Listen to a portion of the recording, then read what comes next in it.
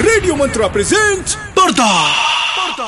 I mean to से बड़ा पर्दाफाश। Lights, camera, reaction. तेरी फिल्मों का सालों तक हाउसफुल रह पाना, तेरी हीरोइंस का बर्फ में शिफॉन की साड़ियों में भी ना कपकपाना, तेरे हीरोज का स्क्रिप्ट पूछे बिना फिल्म को हाँ कह जाना, नहीं भूलेंगे हम जब तक है जा, जब तक है जा, जब तक है जा।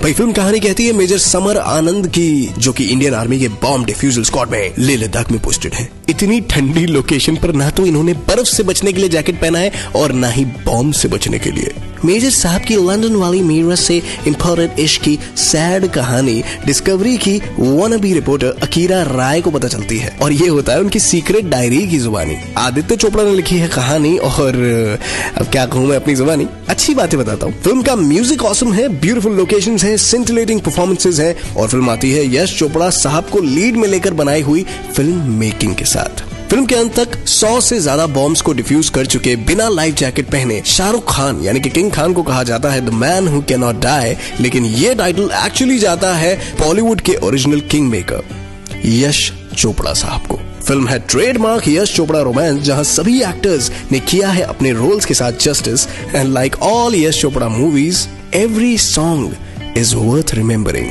SRK कतरीना की केमिस्ट्री है धांसू, thanks to SRK's first on-screen lip lock ever.